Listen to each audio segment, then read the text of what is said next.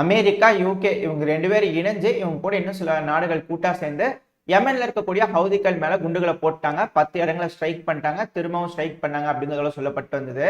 இந்த நடந்த தாக்குதல் வந்து நியாயம்தாங்க, அதெல்லாம் லெஜிட்டிமேட் டார்கெட் தான் அப்படிங்கிறது போல 10 நாடுகள் வந்து ஜாயிண்டா ஸ்டேட்மெண்ட் கொடுத்துக்கிறாங்க. யார் யாருன்னு கேட்டீங்கன்னா Australia, Bahrain, Canada, Denmark, Germany, Netherlands, New Zealand, Republic of Korea, United Kingdom, அதாவது சவுத் கொரியா. ஓகேங்களா, இந்த நாடுகள்லாம் சேர்ந்து ஒன்னா ஜாயிண்ட் ஸ்டேட்மெண்ட் கொடுத்துக்கிறாங்க. ஏங்க மெர்ச்சன்ட் வெசல்ஸ் அந்த இடத்துல போயிட்டு இருந்ததுல, அதாவது அந்தாங்க வணிக கப்பல்கள், அதை குறி வச்சு இந்த யமன் ஹவுதிஸ் தாக்குதல் பண்றாங்க. அதெல்லாம் முக்கியமான போக்குவரத்து பகுதிங்க. அதை அவங்க கட்டுப்பாட்டுக்குள்ள எடுத்துட்டு அடைச்சிடலான்னு பாக்குறாங்க. அதனாலதான் செல்ஃப் டிஃபென்ஸ்க்காக நாங்க தாக்கணும். ஏன்னா இது மட்டும் நடந்துருச்சு, அவங்க மட்டும் தடுத்து நிறுத்திட்டாங்கன்னா இந்த உலகத்தோட பொருளாதாரமே ஆட்டம் கண்டுடுங்க. அதுவும் முக்கியமா நம்மளுக்கு வர வேண்டிய கூட்ஸ் கப்பல்லாம் அந்த வழியா வந்துட்டு இருக்குது. தாக்குதல் பண்ணாங்கன்னா என்ன பண்றது? ஏன்னா நேத்தி கூட பாருங்க, இந்த யமன் ஹவுதிஸ் இருக்கிறாங்களே தாக்குதல் பண்ணாங்க. அப்படி தாக்குதல் பண்ணும்போது தெரியாம இந்த ரஷ்யாவோட கப்பல் பெட்ரோல் ஏத்திட்டு வந்து போல இருக்குது, ஆயில் ஏத்திட்டு வந்த கப்பல் மேல தாக்குதல் பண்ணிட்டாங்க. அது தெரியாம நடந்துச்சு அப்படிங்கிறத சொல்லப்பட்டு வருது. இல்ல இவங்களே தாக்குதல் பண்ணிட்டு அதை ஹவுதிஸ் அடிச்சிட்டாங்க அப்படிங்கிறத சொல்றாங்களா அப்படிங்கிறது தெரியல. பட் இது போல ஒரு விஷயம் நடந்துக்குது. ஹவுதி தாக்குதல் பண்ணிக்கிறாங்க, தெரியாம பண்ணிட்டாங்க, ரஷ்யாவோட கப்பல் தெரியாம அப்படிங்கிறத சொல்லப்பட்டு வருது.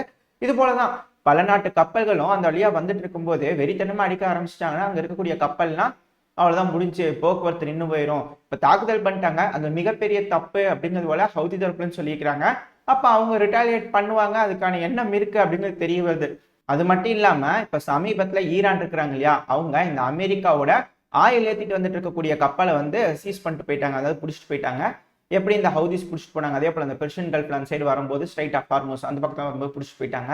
இப்படி இருக்கும்போது அமெரிக்க தரப்புல இருந்து கேட்டுக்கிறாங்க, பென்டகான் தரப்புல இருந்து, எங்க அது கப்பல் ரிலீஸ் பண்ணிருங்க அப்படிங்கிறதோட கேட்டுக்கிறாங்க. ஆனா ஈரான் தரப்புல இருந்து, எங்க நீங்க தாங்க சாங்ஷன் போட்டுக்கிறீங்க அந்த கப்பல் மேல, அதனாலதான் புடிச்சிட்டு போனோம், அது சாங்ஷன் போட்ட கப்பலுங்க, இப்பெல்லாம் போகக்கூடாது, அதனால புடிச்சிட்டு போயிட்டு அப்படிங்கிறதோட ஈரான் தரப்பு சொல்லிக்கிறாங்க.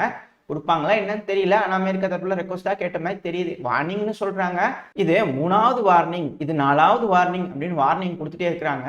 சமீபத்துல கூட ஒரு 2-3 மாசம்னு நினைக்கிறேன், இது போல சிரியால இருக்கக்கூடிய ஆயில் ரிஃபைனரிஸ், ஆயில் எண்ணெய் கிடங்குகள்ல இருந்து ஆயில் அதிக அளவுல எடுத்துக்கிறாங்க. வண்டி அப்படியே நிக்குது அப்படிங்கிறதோட வீடியோ பதிவோட பார்த்துருப்போம் இல்லையா, நீ இந்த வழியா தானே நீ வருவ, வெயிட் பண்ணி பார்த்துக்கலாம் அப்படிங்கிறது போல ஈரான் இருக்கிறாங்க அப்படிங்கிறத சொல்லியிருப்போம். கப்பல் வந்துருக்குது, டப்புன்னு பிடிச்சிட்டு போயிட்டாங்க ஈரானு, இதுல இருந்து தெரிஞ்சிருக்கும். அது மட்டும் இல்லாம இதெல்லாம் வச்சு பார்க்கும்போது என்ன சொல்ல வராங்கன்னா அனலிஸ்ட்லாம், இப்ப ஈரான் அந்த ஸ்ட்ரைட் ஆஃப் ஹார்மோஸ்ல இது போல அமெரிக்காவோட எண்ணெய்களை ஏத்திட்டு வர கப்பலை பிடிச்சிட்டாங்க அப்படின்னா இங்க ஹவுதிஸ்க்கு என்ன நடக்குதோ அதே போல ஒரு தாக்குதல் ஈரானுக்கு நடக்கும். அது ஒரு மறைமுக மிரட்டல், இதுக்காக இது போல தாக்குதல் பண்ணிக்கிறாங்க அப்படிங்கிறதோட சொல்லப்பட்டு வருது. அது மட்டும் இல்லாம ஹிஸ்புல்லா இருக்கிறாங்கல்ல, அவங்க மிகப்பெரிய தாக்குதலை முன்னெடுக்கலாம் அப்படிங்கிறத திட்டம் போட்டுட்டு இருக்கிறதா சொல்லப்பட்டு வருது. ஒருவேளை அவங்க அடிக்க ஆரம்பிச்சிட்டாங்கன்னா இந்த காசால இருக்கக்கூடிய அமாஸ் மாதிரிலாம் இல்ல, அவங்க அடி வேற மாதிரி இருக்கும் அப்படிங்கிறதோட சொல்லப்பட்டு வருது. ஏன்னா இந்த அமெரிக்க தரப்புல இருக்கக்கூடியவங்க பலர்லாம் நீங்க செய்திகள் எடுத்து பார்த்தாலே உங்களுக்கு காமனா தெரியும், ஒரே நேரத்துல ஹிஸ்புல்லாவையும் ஹமாஸையும் எதிர்த்து இஸ்ரேல்னால நிக்க முடியாது. அந்த சமயத்துல ஹிஸ்புல்லா உள்ள வரும் பட்சத்துல 3வது நாடுகள் அமெரிக்கா உள்ள வருவாங்க அப்படிங்கிறத சொல்லப்பட்டிருந்தது. இப்போ அவங்களுக்கும் ஒரு வார்னிங் மாதிரி இது இருக்கும், இங்க பாரு இது போல அவங்க செஞ்சாங்க, ஆதரவும் நாங்க பார்த்துட்டே இருந்தோம், ஒரு டைமுக்கு மேல நாங்க ஏறி அடிச்சிட்டோம், இதே போல யார் வந்தாலும் நாங்க அடிப்போம் அப்படிங்கிறதோட ஒரு மறைமுகமான மிரட்டல் இது அப்படிங்கிறதோட சொல்லப்பட்டு வருது. சரி, இது போல மிரட்டல் விட்டுக்கிட்டே இருக்கிறாங்க, இந்த பிரச்சனை நடந்துகிட்டே இருக்குது. இஸ்ரேல் இப்போதைக்கு இந்த இஸ்ரேல் காசா பிரச்சனையும் முடிக்கிற மாதிரி தெரியல. இங்க என்னதான்ப்பா நடக்கும், என்னதான் நடக்க இருக்கு அப்படிங்கிறது பலருக்கும் ஒரு மிகப்பெரிய கேள்வியா இருக்கு. ஒருவேளை என்ன நடக்கலாம், என்னவா இருக்கலாம் அப்படின்னு என்னோட ஒரு கணிப்புப்படி நான் ஒரு பதிவை ரெடி பண்ணிக்கிறேன். அதை நான் இன்னைக்கு மத்தியானம் ரிலீஸ் பண்றேன். அந்த பதிவு உங்களோட கருத்துக்கள் என்ன அப்படிங்கிறத சொல்லுங்க. அது என்னோட தனிப்பட்ட கருத்து தான். அந்த பதிவுல நம்ம பேசுவோம், இந்த இஸ்ரேல் காசால என்ன நடந்துட்டு இருக்கு, என்னவா இருக்கலாம் அப்படின்னு நம்மளோட ஒரு சின்ன அனாலிசிஸ் மாதிரி ஒரு பதிவு வந்து அடுத்த பதிவை நம்ம ரிலீஸ் பண்ணுவோம். அதில் நீங்க பார்த்துட்டு உங்களோட கருத்துக்கள் சொல்லுங்க, அதில் தப்பா இருந்தாலும் சொல்லுங்க, ஏத்துக்கலாம். ஏன்னா என்னோட தனிப்பட்ட கருத்து, நம்ம செய்திகள்லாம் பார்க்குறோம். இப்போ எப்படி நானும் நீங்களும் உட்காந்து பேசிட்டு இருக்கும்போது டீ கடையில் டீ குடிச்சிட்டு இது போல நடக்குதாமா அது போல நடக்குதாமான்னு பேசுவோம் இல்லையா, அது போல ஒரு சின்ன கருத்து பரிமாற்றம் தான், மற்றபடி இது இப்படித்தான் அப்படித்தான் அப்படிங்கிறதுல எதுவும் இல்லை. அதே போலதான் இங்கேயும் இப்ப நடந்துட்டு இருக்க தாக்குதல் இது போல வச்சிருக்க விஷயங்கள்லாம் வச்சு பார்க்கும்போது ஒரு வேளை இது மிரட்டலாம் இருக்கலாமா அப்படிங்கிறது போல ஒரு எண்ணமா இருக்கு.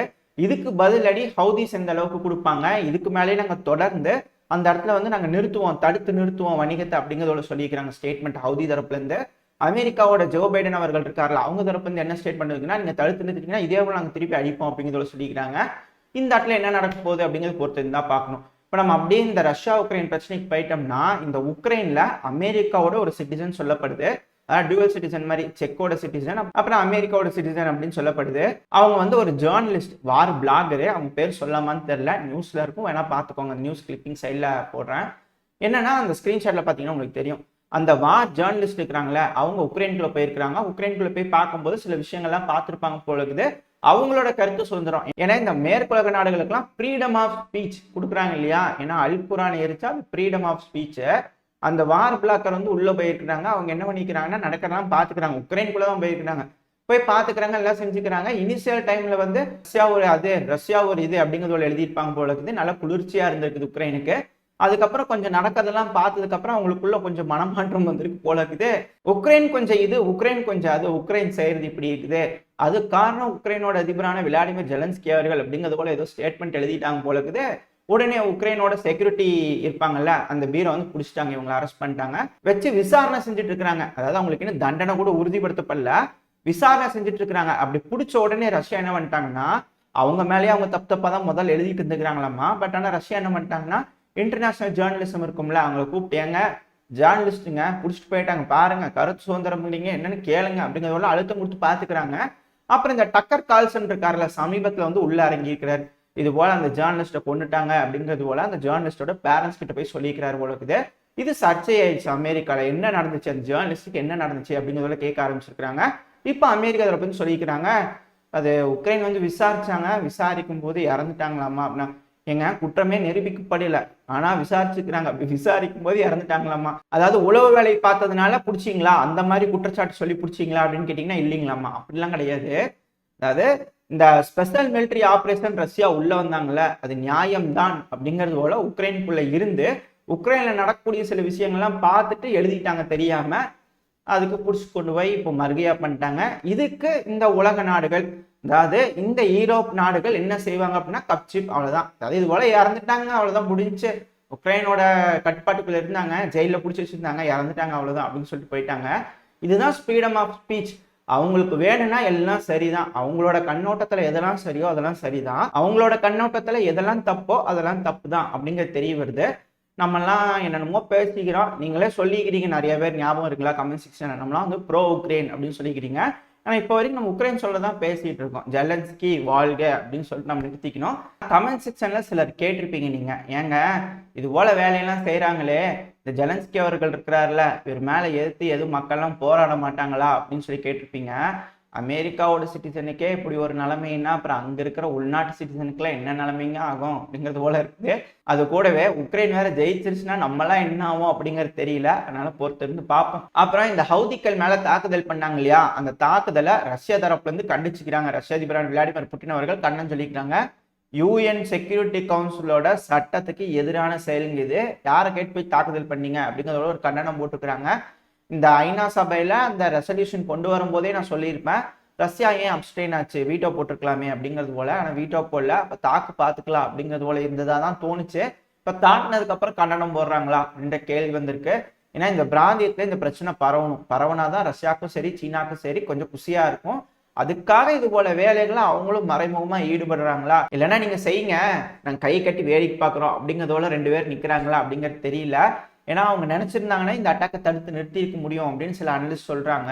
ஆனா அவங்க தடுத்து நிறுத்தலைன்னா, நான் ஏதோ செஞ்சேன், அதாவது ரஷ்யா உக்ரைனுக்குள்ள போனது ஏதோ பெரிய குத்தம், இது உலக மகா குத்தம் அப்படிங்கிறது போல பேசுனீங்களே, இப்போ உங்களுக்கு ஒரு பிரச்சனைனா நீங்க என்ன பண்றீங்க, செல்ஃப் டிஃபென்ஸ். அதாவது ரஷ்யா என்ன சொல்றாங்க, உக்ரைனுக்குள்ள போகும்போது எங்களை நாங்க தற்காத்துக்கிறதுக்காக ஸ்பெஷல் மிலிட்டரி ஆபரேஷன் பண்றோம், நீங்க உக்ரைனுக்குள்ளேயே கொண்டு வந்து நேட்டோன்றது உள்ள வச்சுட்டு அங்க ஆயுதங்கள்லாம் கொண்டு வந்து வச்சுக்கிட்டீங்க. ஏன்னா இப்ப பின்லாண்ட்ல பாருங்க, அதுக்கு ஒரு கண்டனம் சொல்லியிருக்கிறாங்க ரஷ்ய தரப்பு வந்து, அதிகமான ஆயுதங்களை பின்லாண்ட்ல கொண்டு வந்து வச்சுட்டு இருக்கிறீங்க அமெரிக்கா. ஏன்னா சமீபத்துல பின்லாண்டோட அமெரிக்கா வந்து அக்ரிமெண்ட் போட்டாங்க இல்லையா, அவங்களோட பேஸ் எல்லாம் பயன்படுத்திக்கலாம்னு சொல்லிட்டு, அதுக்கப்புறமா அதிகமான ஆயுதங்களை கொண்டு போய் டிப்ளாய் பண்ண ஆரம்பிச்சுக்கிறாங்க நம்ம அமெரிக்கா.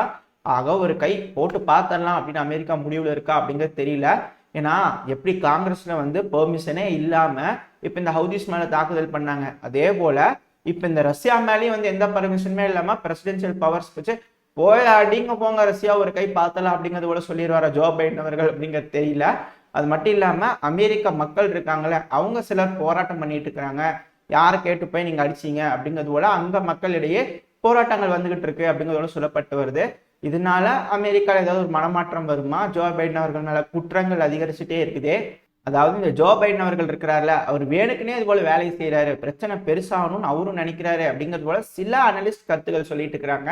ஏன் அப்படி அப்படின்னு கேட்டீங்கன்னா, இப்ப எலெக்ஷன் வந்துச்சுன்னா கண்டிப்பா ரிப்பப்ளிகன்ஸ் தான் ஜெயிப்பாங்க. அதுக்கப்புறம் டெமோக்ராட்ஸா இருந்தாங்களா அமெரிக்கால அப்படிங்கிறது போல ஆகி போயிடும். ஏன்னா மக்கள் மத்தியில வந்து இப்போ இந்த டெமோக்ராட்ஸ் மேல கொஞ்சம் கூட மரியாதையே இல்லை அப்படிங்கிறதோட சொல்லப்பட்டு வருது. நான் அமெரிக்கன் இல்லை, எனக்கு தெரியாது. ஆனா இது போல சில பேர் சொல்லிட்டு இருக்கிறாங்க. ஆமாவா என்ன அப்படிங்கிறது யாராவது தெரிஞ்சுச்சுன்னா கமெண்ட் செக்ஷன் சொல்லுங்க, நான் தெரிஞ்சுக்கிறேன். அப்படி இருக்கும்போது இப்போ இந்த பிரச்சனை எங்கேயாவது பெருசாகி போர் வந்துருச்சு, அமெரிக்கா போர்ல குதிச்சிருச்சுன்னா எலெக்ஷன்லாம் கொஞ்சம் தள்ளி போட்டுக்கலாம்ப்பா, அதெல்லாம் அப்புறம் பார்த்துக்கலாம் அப்படிங்கிறதோட சொல்லிடுவாங்களா அப்படிங்கிறது போல எண்ணம்லாம் வந்துட்டு இருக்கு. எதனால பொறுத்து இருந்து பார்ப்போம். ஏன்னா இதனாலதான் அமெரிக்கால சிவில் வார் வந்துருமா அப்படிங்கிறது போல. ஏன்னா இந்த சிவில் வாரை பத்தி நம்ம ஒரு 3-4 மாசத்துக்கு முன்னாடி பேசியிருப்போம்னு நினைக்கிறேன்.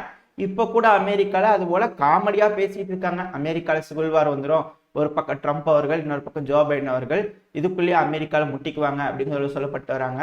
இதோட இந்த பதிவை நம்ம முடிச்சுக்குவோம். இந்த பதிவு எப்படி இருந்துச்சு, உங்களுக்கு பிடிச்சிருக்கா? பிடிச்சா லைக் பண்ணுங்க, ஃப்ரெண்ட்ஸ் அண்ட் ஃபேமிலியோட ஷேர் பண்ணிக்கோங்க. அது கூடவே மறக்காம இந்த பதிவு எப்படி இருந்துச்சு உங்களோட கருத்துக்களை கமெண்ட் செக்ஷன்ல சொல்லிடுங்க. இந்த பதிவு நல்லா இருந்திருக்குன்ற நம்பிக்கையில் அடுத்த பதிவில் உங்களை சந்திக்கிறேன். அது வரைக்கும் ஸ்டே சேஃப். By by.